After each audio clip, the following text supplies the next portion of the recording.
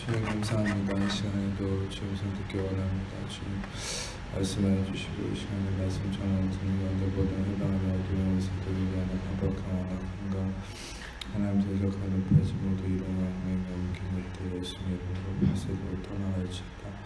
성령님 이곳에 하나님의 주청을 모셔도 인정 의정하고 임하시고 다스리시고 충만케 하시며 주의 나라에 임하주시고 뜻이 하늘에서 이루어지마치 땅에서 이루어지는 주께서 이루어진 각 신령하는 30배, 60배, 100배 서울 넘치게 가득 그리시는 주장하시고 싸워주옵소서. 빛 가운데 예수님 그릇만 증거들 계시되어 들어가시고 나타나시고 나오니 예수님 홀로 영광받으시고 찬양하시며 주님만 계시하시고 드러내시고 나타내시고 영광받으시고 역사하시옵소서. 모든 영광 존귀와 찬양 예수님께 올려드리니 예수님 홀로 영광받으시고 찬양하시고 나타내시고 계시하시고 영광받으시옵소서. 감사합니다. 모든 영광 예수님께 올려드리오니 주님 홀로 영광받으시고 찬양받으시옵소서. 감사합니다. 주님 영광받으시옵소서. 감사합니다. 주님께만 영광과 존귀와 찬양 올려드리오니 주님 홀로 영광받으시옵소서. 감사합니다. 모든 영광 주님께 올려드리고 감사드리며 우리 사랑하신 예수님 이름으로 기도합니다. 아멘. 함께 누가복음 1장 13절부터 20절까지 저부터 읽겠습니다. 천사가 그에게 이르되 사가랴야 무서워하지 말라. 너의 간구함이 들린지라. 내 아내 엘리사벳이 내게 아들을 낳아주리니 그 이름을 요한이라 하라.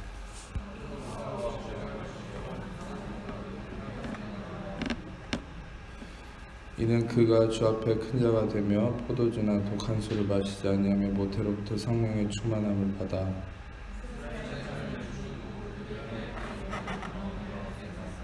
그가 또 엘리야의 심령과 능력으로 주 앞에 먼저 와서 아버지의 마음을 자식에게 거스르는 자를 의인의 슬기에 돌아오게 하고 주를 위하여 세운 백성을 준비하리라.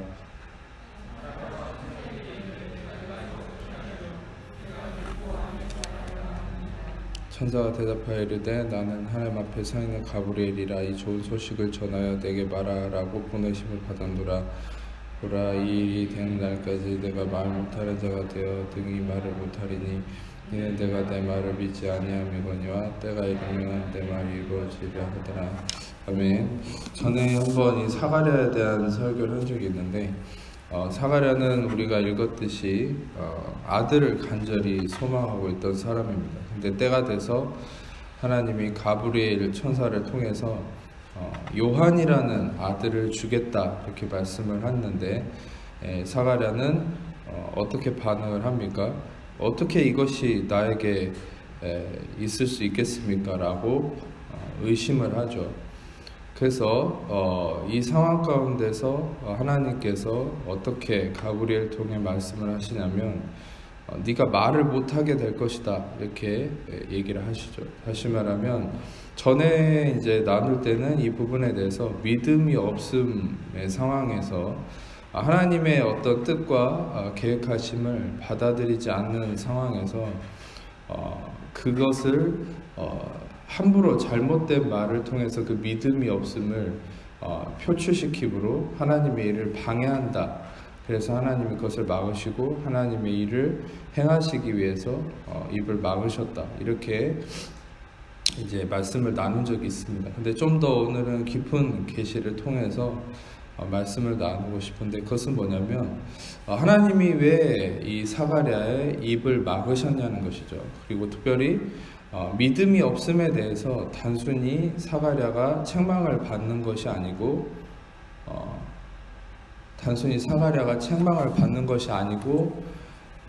믿음이 없음에 대해서 입을 막으셨다. 이것은 굉장히 중요한 의미가 있습니다. 입을 막으셨다는 것은 성경에서 아주 중요한 하나님이 뜻하시는 그 뜻이 나타나 있는데 그게 뭐냐면 여러분들이 아셔야 될 것은 성경에는 사람들이 입을 통해서 하나님 앞에 범죄함을 많이 나타내고 있습니다. 특별히 이 말씀과 더불어서 제가 또 다른 구절을 하나 같이 볼 텐데 마태복음 16장 20에서 22절까지를 좀 같이 읽겠습니다. 마태복음 16장 20에서 22절 시작.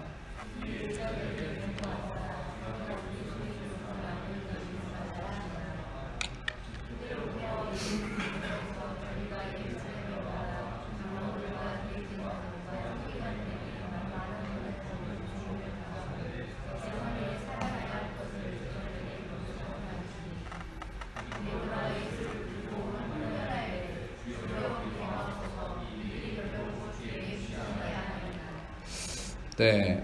그런데 아주 단적인 얘기 같지만 이런 아주 비슷한 상황이 수도 없이 많아요. 마태, 마가, 누가복음에 아주 많습니다. 무슨 이 에피소드냐? 예수님은 항상 제자들 앞에서 내가 죽고 3일 만에 부활할 것이다. 내가 십자가를 진다. 내가 죽고 3일 만에 부활한다. 내가 죽고 3일 만에 부활한다. 이것을 계속 얘기하시죠. 예수님이. 네.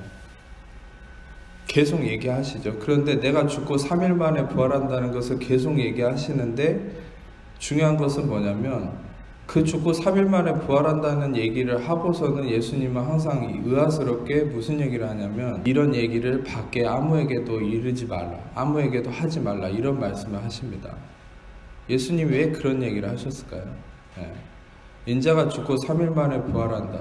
이런 얘기를 하시고 나서 꼭 항상 예수님은 아무에게도 이것을 알리지 말라. 이런 말씀을 수도 없이 많이 하시죠. 왜 그러실까요? 그것은 아주 중요한 의미가 있어요. 오늘 저는 그 중에 대표적인 구절을 하나를 본 겁니다. 마태복음 16장을 다시 보세요. 이에 제자들에게 16장 20절이죠. 이에 제자들에게 경고하사 자기가 그리스도인 것을 아무에게도 이르지 말라 하셨다고 얘기하시죠. 근데 이 전절을 보면은 어떤 사건이냐면 베드로가 예수님에 대해서 어떻게 고백합니까? 예수님은 하나님의 아들이고 그리스도입니다. 이렇게 진리를 고백을 하죠. 거기에 대해서 예수님은 또 베드로가 이 교회에 어떤 교회를 세울 것에 대한 아주 큰 사명과 예언을 베드로에게 하시죠.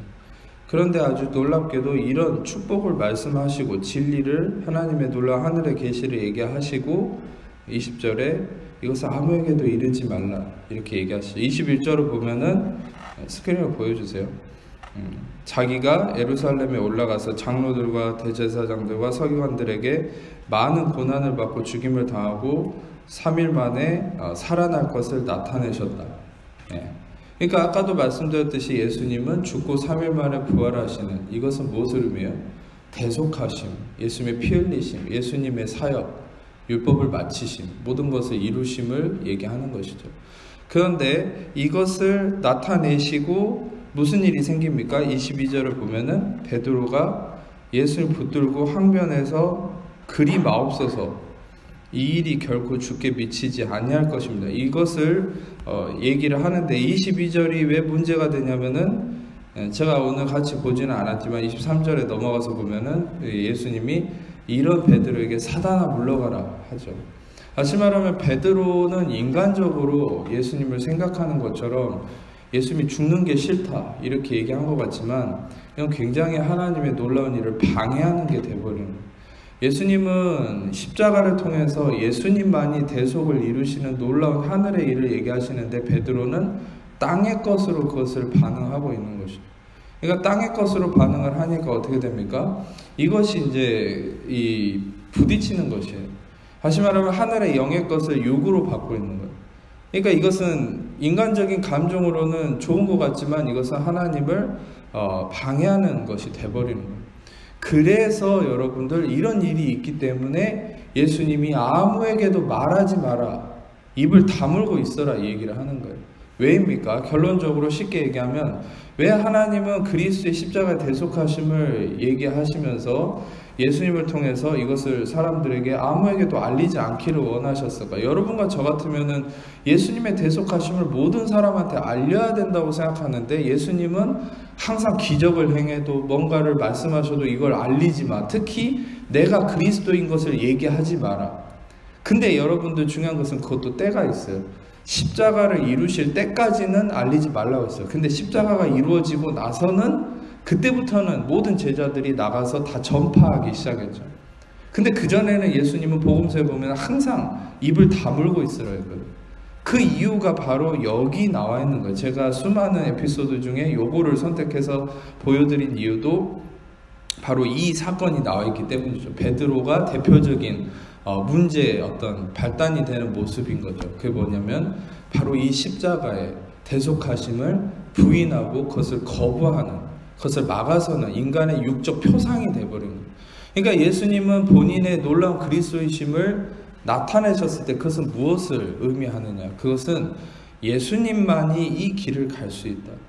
인간은 누구도 이 대속함의 십자가를 짊어질 수 없고, 인간은 누구도 이 길을 갈 수 없지만 예수님만이 이 길을 가실 수 있고 예수님만이 이루실 수 있다라는 것을 말씀하시는 건데, 인간은 그것을 둘 중에 하나예요. 인간은 꼭 자기가 그것을 이루겠다라고 하는 거 아니면은 그것을 거부하는 둘 중에 하나의 문제가 생기는 거예요.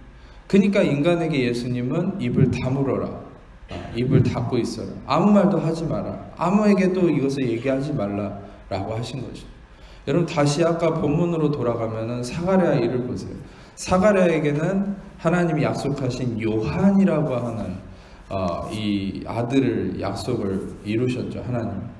근데 이 요한은 물론 나중에 세례 요한이고, 세례 요한은 예수님 오시기 전까지는 좀 구속사적 입장에서 그것은 율법의 마침을 의미하는 어떤 상징성이 있긴 하지만은 이름 자체로 봤을 때는 요하난이라고 해서 은혜를 의미하거든요.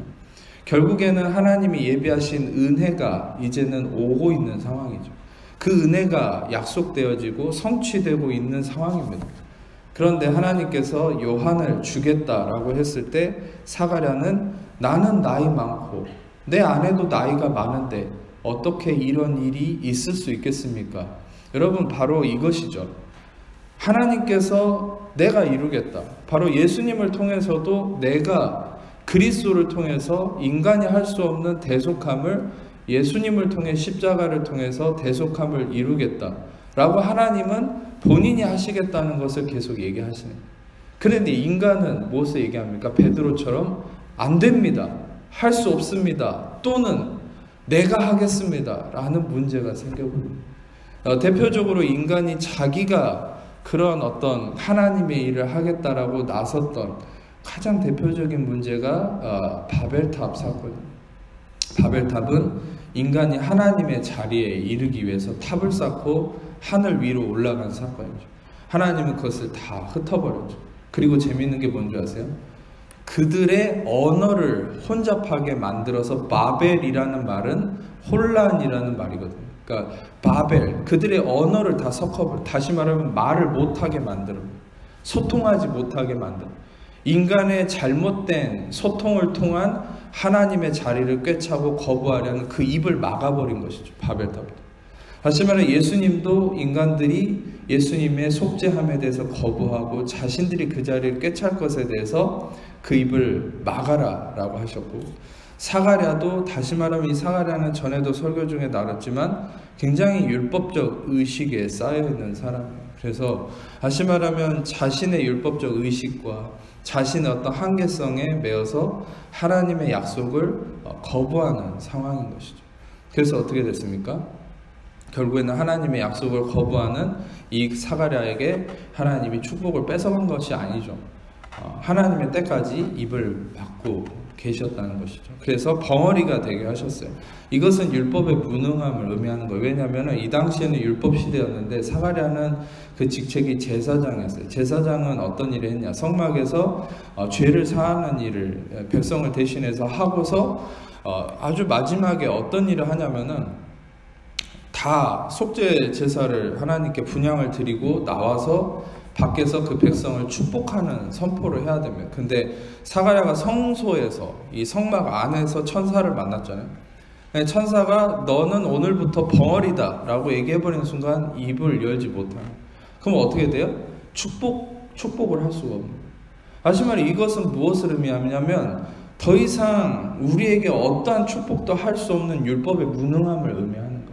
그런데 여러분 아주 놀랍게도 전에 제가 이거 카이zen 구조라고 해서 누가복음 1장과 24장이 이렇게 맞물려 있는 어떤 대조되어서 맞물려 있는 구조라고 얘기했죠. 1장에서는 제사장인 사가랴가 벙어리가 돼서 백성들은 축복받지 못하고 돌아갔지만 24장 마지막 절에서는 우리의 진정한 대제사장이신 예수 그리스도가 마지막에 베다니 바로 House of Sorrow, 바로 슬픔의 House of Pain, 벳안이라고 하는 슬픔의 집이라고 하는 그곳에서 예수님이 승천하시면서 모두를 축복하고 끝나는 아름다운 장면이 펼쳐요. 그러니까 율법 시대에는 누구도 복을 받지 못하고 돌아갔지만 이제는 그리스도를 통한 은혜 시대에는 그리스도를 통해서 우리의 온전한 대제사장이신 예수 그리스도를 통해서 우리는 진정한 축복을 받는 자가 됐다는 것이죠. 아멘.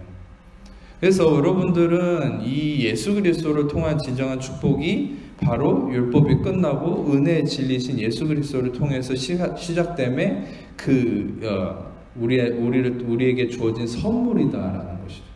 그런데 여러분 중요한 것은 이 선물이 은혜가 임하기까지는 하나님은 사가랴의 입을 막았고 결국에는 하나님이 그 약속을 이루셨다. 다시 말하면 여러분 로마서 말씀 한번 보겠습니다. 로마서 3장 19절 같이 읽겠습니다. 시작.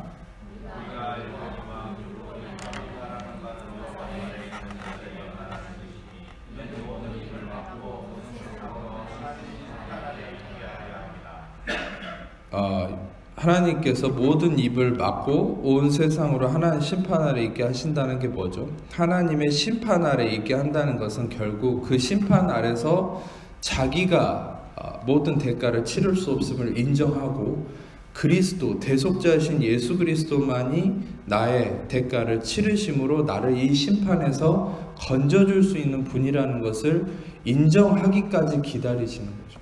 그러니까 모든 백성들은 결국 그리스도의 대속하심을 기다려야 되는 거예요. 율법이 끝나는 순간. 율법이 끝나는 순간은 언제냐? 바로 예수 그리스도 그분이 십자가를 통해서 이루신 그 순간이 율법이 끝나는 순간이죠. 로마서 10장 4절 시작.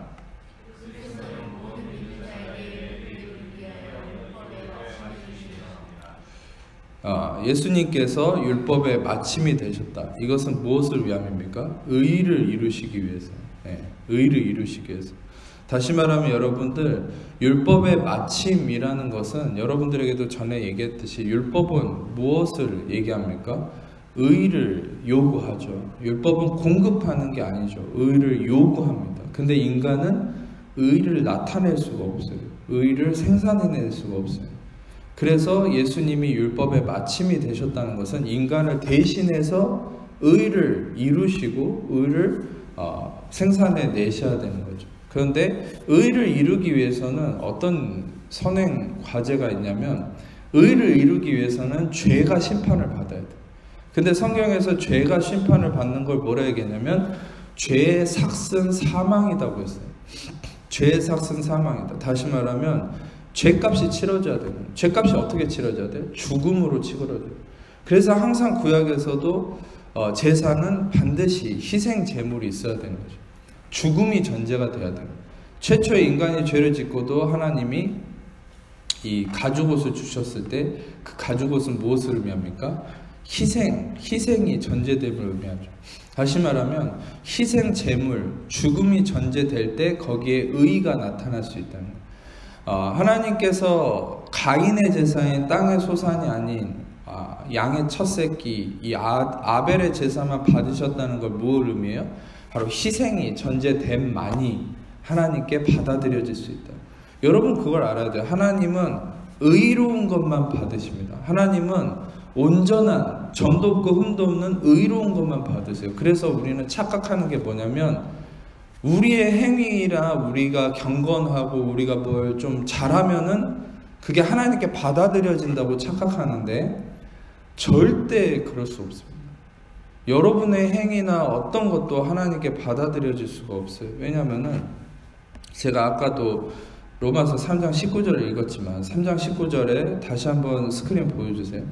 3장 19절에 보면은 율법이 말하는 바는 율법 아래에 있는 자들에게 말하는 것인데 이는 모든 입을 막고 온 세상을 하나님의 심판 아래 있게 하려 하십니다.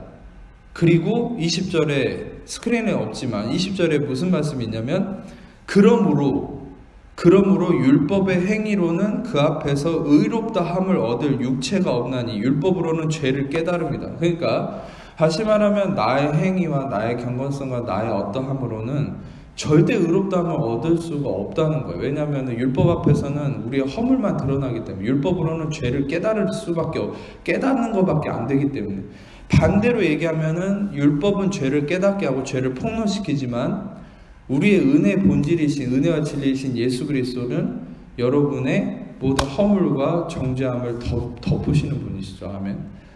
가늠하다 현장에 붙잡힌 여인에게 하신 것처럼 그 여인에게도 모든 자들이 그 여인을 돌로 쳐서 죽이려고 했을 때 예수님이 어떻게 하셨어요? 여기서 죄 없는 자가 돌로 쳐라.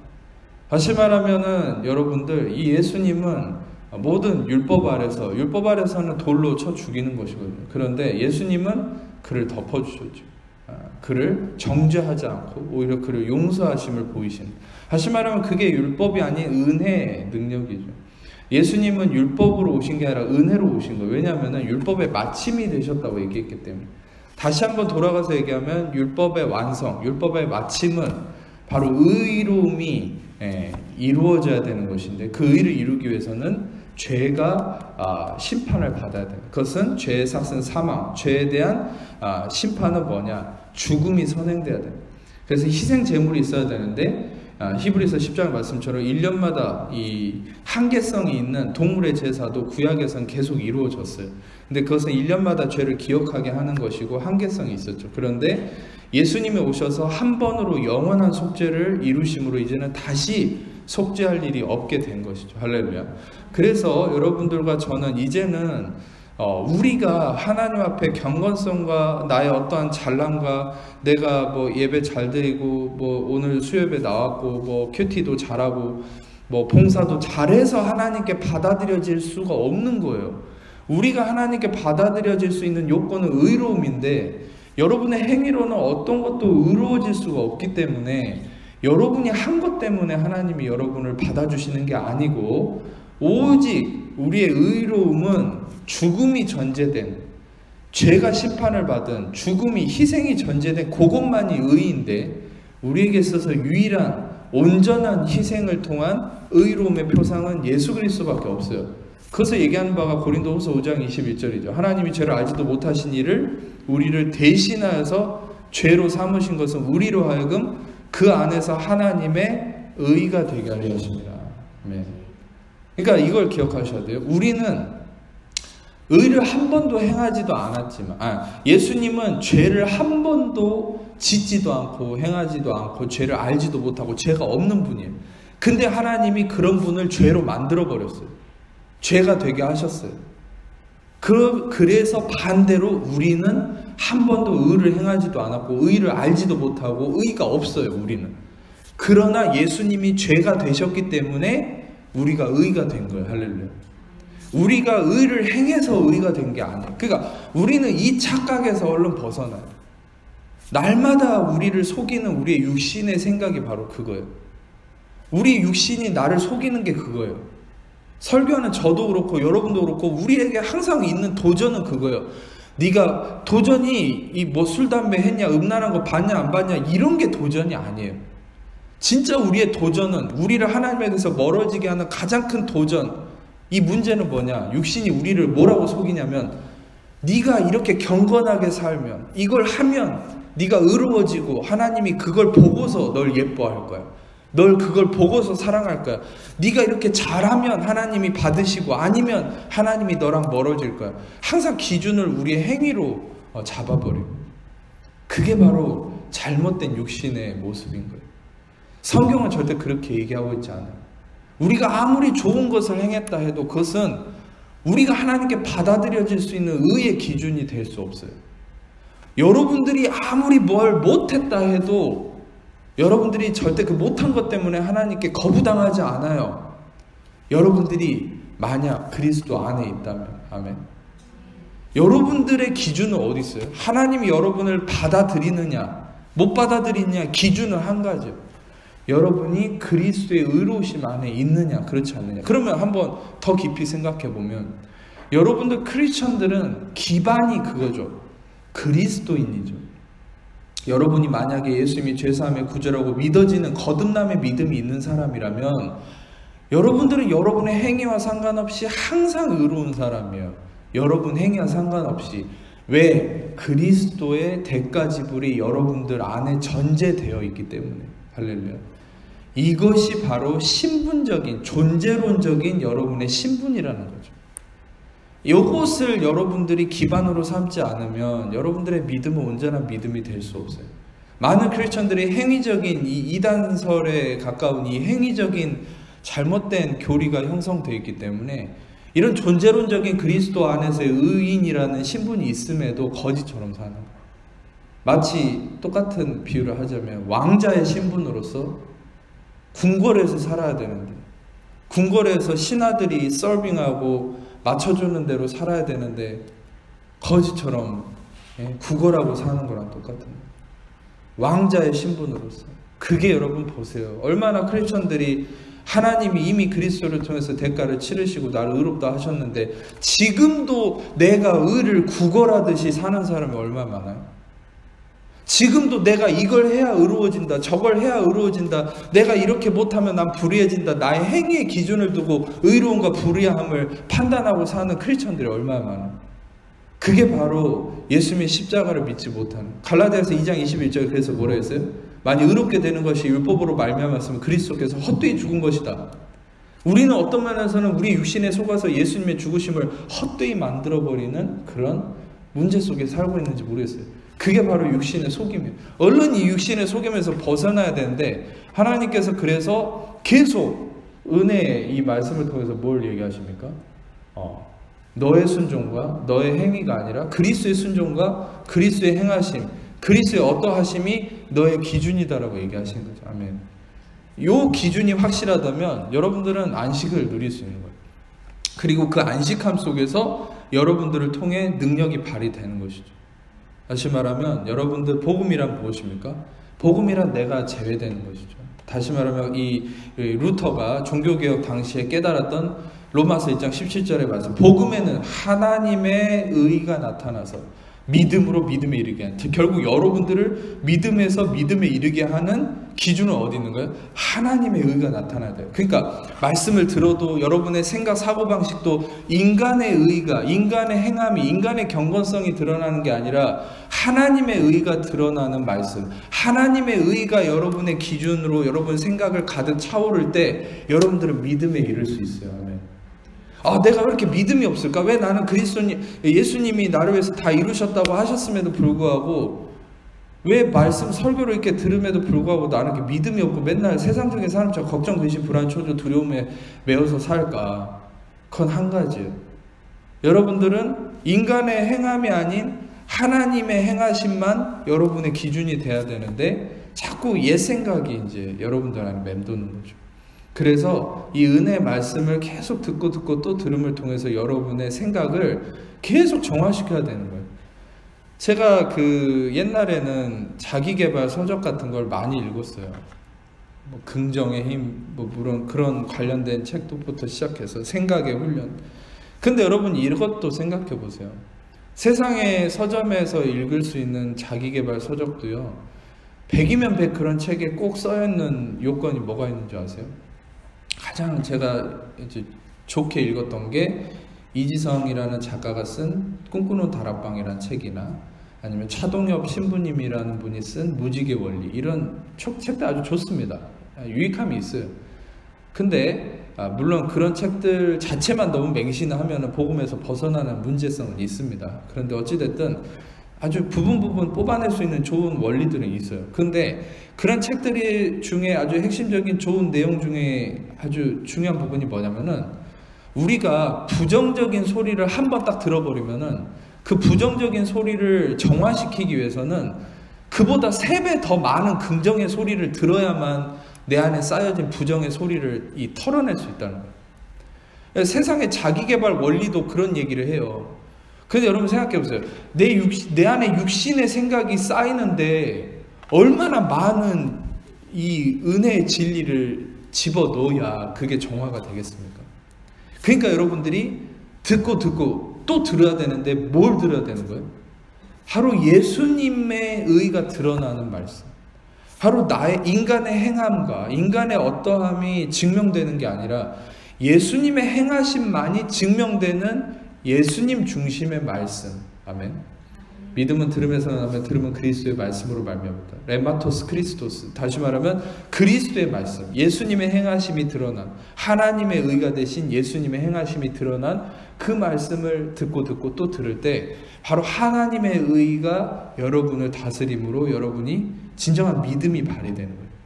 그래서 여러분들, 제가 다시 한번 강조하지만 여러분들, 우리는 예수님이 율법의 마침이 되시고 율법을 마치시기 위해서는 의를 이루셔야 되는데 바로 죄를 심판하시고 죄에 대한 심판은 죽음으로 이어져야 되는데, 예수님이 우리를 대신해서 죽으심으로 말미암아 예수님의 죽으심으로 의를 이루시고 율법의 마침이 되셨다. 이것은 예수님만이 하실 수 있는 거고 인간은 누구도 할 수 없는 영역이기 때문에 예수님은 인자가 죽고 3일 만에 부활할 거다 이 얘기를 하시고서 모든 입술을 막아버리시고 말을 못하게 한 거예요. 왠 줄 아세요? 아까도 얘기했듯이 인간은 자꾸 안 돼 또는 내가 할 거야 이렇게 돼버리니까요. 예. 다시 말하면 지금도 그것은 마찬가지예요. 이미 예수님이 십자가를 통해서 의를 이루셨지만 아직도 우리의 육신은 우리에게 뭘 외치는 거예요? 우리 속에. 이재방 목사가 여러분을 통해서 계속 설교를 해요. 예수님만이 여러분들을 위해서 대속하시고 의를 이루셨습니다. 그래서 예수의 이름으로 당신은 그 피로 의롭게 되었습니다. 당신의 어떠함이 아니라 예수님의 십자가의 대속함으로만 당신은 의롭게 되었기 때문에 여러분은 매 순간마다 예수의 피를 선포하고 예수 피로만이 의롭게 되었음을 나 자신에게 선포해야 됩니다. 이렇게 설교를 하면은 우리 육신은 어떻게 우리를 방해하는 거예요? 계속 우리 반대쪽에서는 뭘 속이냐면은 아니야, 네가 그래도 이거 해야지. 넌 그걸 못했잖아. 네가 그래서 불의한 자야. 넌 그러면 안 돼. 다시 말하면 자꾸 우리 자신을 보게 한단 말이죠. 우리 자신에게 미션을 부과한다는 거예요. 아니요. 여러분들 그 육신의 소리가 들릴수록 더욱더 반대편의 영의 소리에 귀를 기울이고 그것을 붙잡아야 돼요. 그게 뭡니까? 예수님이 나를 위해 이미 십자가에서 대가를 치르셨다. 할렐루야. 아주 단순한 것 같지만 이게 우주를 다스리는 진리예요. 예수님이 나를 위해서 대가를 치르셨다. 그래서 로마서 중에서도 저는 물론 로마서 8장 1절 그러므로 이제 그리스도 예수 안에 있는 자에게는 결코 정죄함이 없나니 이 말씀도 저는 가장 중요한 말씀이라고 생각하지만 로마서 3장 23절과 24절 또한 아주 핵심적인 말씀이라고 생각합니다.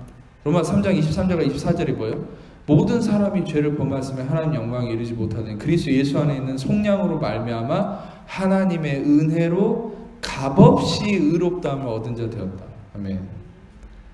그러니까 속량하심, 여러분 이걸 항상 생각해야 돼요.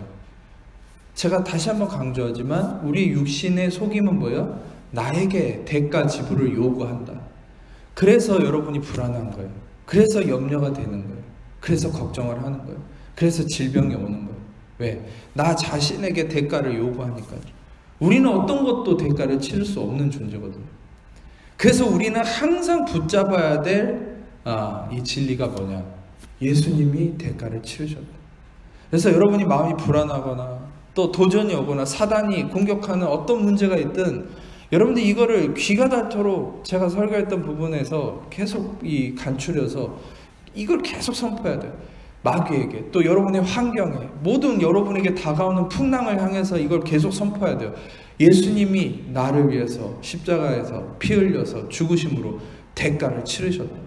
예수님이 대가를 치르셨다는 이 진리가 모든 풍랑을 잠잠케 하는 거예요. 할렐루야.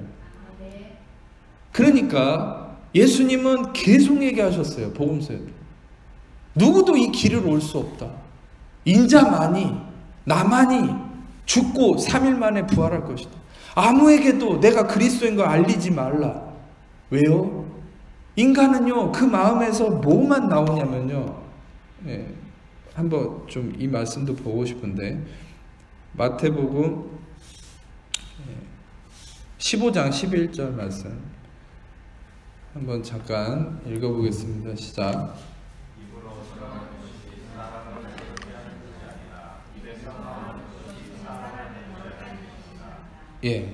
사람을 더럽게 한다. 헬라어로는 코이노라는 말인데 이거는 코이노라는 헬라어는 표면적 더러움을 얘기하는 거예요. 근데 한 가지 아주 조금 깊은 진리를 나누고 싶은데 그게 뭐냐면 이 표면적 더러움을 얘기하는 코이노라는 헬라어를 썼는데, 실제로 예수님이 다른 복음서를 이렇게 보면은 우리의 원래 인간의 그 영을 지배하던 게 마귀라고 얘기하시잖아요. 너희는 너희 아비 마귀에게서 났다.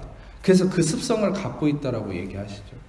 물론 지금 예수 그리스도로 인해서 거듭난 여러분은 예수님의 그 은혜와 진리의 능력으로 말미암아 대속하심으로 말미암아 정결케 되고 의롭게 되어서 여러분과 저는 저희 아버지가 이제는 하나님이 되셨죠. 아멘. 근데 그 전에는 원래 본질적으로는 아담의 죄로 인해서 모두가 거짓의 아비인 마귀에게 속한 자였다는 거예요. 근데 여기는 나오지 않지만 제가 시간 관계상 이것은 설명만 좀 하고 넘어갈 건데, 그게 뭐냐면 예수님이 복음서를 보면은 귀신에 대한 수식어를 쓰는데, 이것도 전에 설교한 적이 있어요. 귀신에 대한 수식어를 항상 뭘 쓰냐면 더러운 귀신아 이렇게 명령하시거든요. 이 더러운 귀신아 예수의 이름으로 나갈지어다. 예수님이 이렇게 얘기했어요.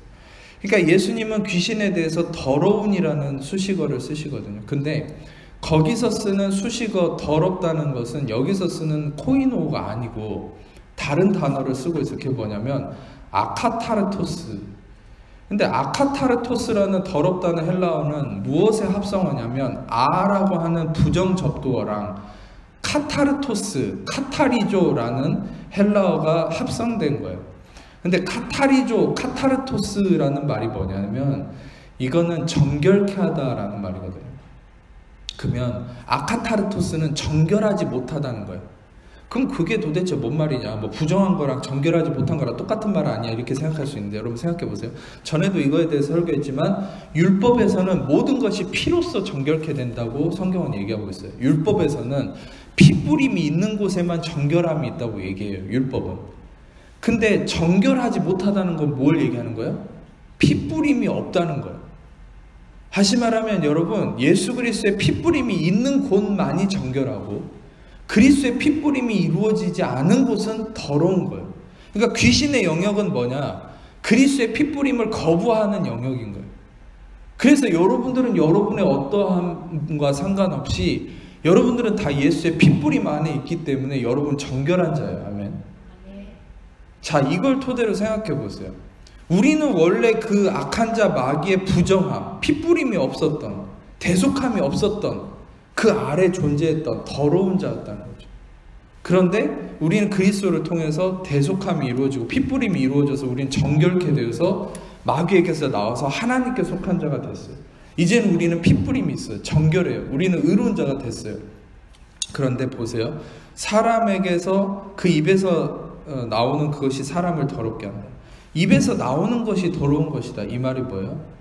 다시 말하면 이걸 얘기하는 거예요. 우린 본질적으로는 정결하고 의로운 자지만 아까도 얘기했듯이 우리의 육신은 아직도 육신이 마귀에게 속는다는 거예요. 그러니까 본질은 정결하고 의로운 자지만 우리의 육신에 속아서 육신에 속는다는 게 뭐예요? 마귀의 속성이 들어오는 거예요. 마귀의 속성이 뭐예요? 뭐 처녀 귀신처럼 막 피 흘리고 나타나고 뭐 이렇게 막 겁주는 그런 게 마귀의 속성이 아니라 마귀의 속성은 한 가지. 아까도 얘기했죠. 더러운 거. 정결함을 거부하는 거. 바로 핏뿌림을 거부하는 거죠. 그게 뭐예요? 대속함을 거부하는 거예요. 여러분, 우리의 육신에 바로 마귀가 속이는 게 가장 본질은 그거예요. 항상 예수님의 대속함을 부인하게 하는 거예요. 우리는 저 자신만 봐도 그래요. 하루를 지낼 때 수도 없는 방해하는 생각이 들어오는데 그게 뭐냐면 나 스스로가 대가를 치러야 된다는 이 유혹이 있는 거예요. 내가 대가를 치러야 되고 내가 뭔가를 해야 되고 내가 값을 치러야 되고 그것 때문에 불안한 거예요. 그게 바로 육신이고 그게 바로 더러운 귀신이 속이는 바로 악한 생각이라는 거죠. 이해가 되십니까? 바로 이것을 우리는 몰아내야 되는데 어떻게 몰아내고 반대로 진리를 선포하는 거예요. 아주 단순한 진리죠. 오늘 말씀을 통해 다시 한번 새기셔야 돼요. 그게 뭐냐? 예수님이 대가를 치르셨다. 바로 이 예수님이 대가를 치르셨다. 이 한마디가 뭘 얘기하냐? 바로 우리는 정결케 되었고 우리는 의인이고 의롭게 되었음을 선포하고 얘기하는 바로 그 핵심이라는 거예요. 말씀을 마무리하겠습니다. 여러분, 우리는 그리스도 안에서 의인이 됐다는 게 뭐예요? 바로 핏뿌림이 있다는 거예요. 정결케 됐다는 거예요. 더 이상 마귀의 속성이 있지 않아요. 바로 핏부림을 거부하는, 대속함을 거부하는 더러운 귀신의 속성이 아닌 우리는 의롭게 된 하나님의 자녀로서 우리는 다시 무서워하는 종의 영을 받지 않고 양자의 영을 받았으므로 아바 아버지라 부르짖는, 여러분 아바 아버지라 부르짖는 하나님의 자녀인 여러분과 저에게는 예수 그리스도의 대속하심의 핏부림이 있기 때문에 여러분과 저는 어떠함과 상관없이도 여러분과 저는 의인이에요. 여러분들 세상에서 아까 얘기했던 긍정의 어떤 메시지가 쓰여있는 자기계발 서적은 이런 근거를 얘기하지 않아요. 그냥 단순한 긍정주의, 낙천주의, 희망을 가지고 살고 생각을 긍정적으로 해야 되고 이런 얘기를 하지만 복음은 아주 확실합니다. 복음은 그런 막연한 긍정주의나 낙천주의가 아니에요. 복음은 가장 확실한 근거가 있어요. 왜 당신이 긍정적이어야 되는가? 왜 당신이 성공할 수밖에 없는가? 왜 당신이 승리할 수밖에 없는가? 그것은 바로 대가가 치러졌기 때문입니다. 할렐루야. 예수 그리스도의 핏부림의 대가가 치러졌기 때문에 바로 예수님이 처절한 죄와 허물에 대한 대가, 바로 죽음과 저주와 슬픔의 모든 것을 그분이 감당하셨기 때문에 여러분과 저는 승리와 형통과 축복과 행복이 올 수밖에 없는 자가 됐다는 거예요. 바로 십자가는 그래서 전부터 얘기했죠. Divine Exchange, 신성한 교환. 우리의 저주와 악함과 슬픔과 고통과 질병이 예수님의 십자가에 옮겨지고 예수님이 가지고 있던 하늘의 모든 영광과 축복과 행복과 기쁨의 선한 것들이 다 우리에게 쏟아졌다. 그래서 여러분들이 항상 우리의 모든 축복의 통로는 십자가밖에 없는 거예요. 십자가는 액세서리가 아니에요. 종교 상징물이 아니에요. 십자가는 실제적인 여러분의 축복의 통로인 것이죠. 축복의 본질, 축복의 셈인 것이죠. 아멘. 그래서 여러분들은 저를 통해서 이 복음을 들었을 때 여기서 모태신앙도 있으실 건데 그냥 단순히 십자가를, 저도 모태신앙이에요. 단순히 십자가를 그냥 종교 상징물로 생각할 게 아니라 진정한 여러분의 모든 삶의 풍랑을 잠잠케 하고 여러분들을 잘되게 하는 바로 그 축복의 셈, 축복의 파운데이션, 그게 바로 십자가라는 거예요. 아멘. 그래서 다시 한번 얘기하면 십자가가 왜 여러분 축복의 파운데이션이 됩니까? 바로 대가가 치러졌기 때문에. 네, 대가가 치러졌기 때문에. 여러분, 하나님께서는 여러분들이 이것만 딱 얘기하고 마칠게요. 여러분들이 막 분주하기 원치 않으세요. 걱정하기 원치 않으세요. 여러분이 조급하기 원치 않으세요. 여러분들이 그 부분에 대해서 고민하기 원치 않으세요. 하나님은 지금도 여러분에게 말씀하고 계십니다. 뭐라고 얘기하십니까? 그냥 잠잠하라. 아무 말도 하지 마라. 잠잠하라. 내가 이루었다.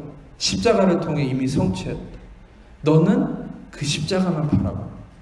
그리고 십자가에서 흘러오는 하나님의 축복과 형통과 평안과 모든 승리를 끊임없이 받아라. 그게 로마서 5장 17절이죠. 한 사람 범죄로 말미암아 사망에 간 사람을 통해 왕노를 하였으니 더욱 은혜와 의의 선물을 넘치게 받는 자들은 한 분 예수 그리스도를 통하여 생명 안에서 왕노릇하라. 우리는 끊임없이 십자가를 통해서 은혜와 의의 선물을 값없이 그냥 받는 거예요. 그냥 잠잠하고 받는 거예요. 걱정이 되고 염려가 되면은 그냥 그거를 싸우셔야 돼요. 어떻게 싸워야 돼요? 그냥 가만히 있어야 돼요. 걱정이 되고 염려가 될수록 사람은 자꾸 뛰쳐나가려고 그러거든요. 자꾸 어딘가 전화를 해서 아니면 어딘가 뭘 해가지고 내가 뭔가를 이렇게 바꾸려고 하거든요. 그럴수록 가만히 있어야 돼요. 오히려 십자가를 바라보세요. 그 십자가 이루셨음을 바라보세요. 나 자신에게 선포하세요. 예수님이 대가를 치르셨다. 나를 속이는 것들, 이 염려, 근심, 불안, 초조, 두려움, 질병, 고통 예수 이름으로 떠나갈지어다. 예수님이 이루셨다. 예수님이 대가를 치르셨다. 하나님 감사합니다. 그럴 때 십자가를 통해서 감사하는 것이죠. 여러분, 오늘 이 말씀을 통해서 다시금 십자가의 대가지불을 믿고 그 믿음 안에서 안식함으로 승리를 누리기를 축복합니다. 기도하겠습니다. 하나님 감사합니다. 귀한 말씀을 통하여서 십자가의 은혜가 더욱더 풍성하게 우리 모두에게 넘쳐나기를 원하며, 특별히 우리 육신에 날마다 이루어지는 속이는, 내가 대가를 치러야 된다는 거짓 때문에 속지 않고 이미 예수님이 십자가를 통해 대가를 치르셨음을 믿고 바라보고 그 믿음 안에 나아가는 하나님의 모든 자녀들 되도록 인도하여 주옵소서. 감사드리며 예수님 이름으로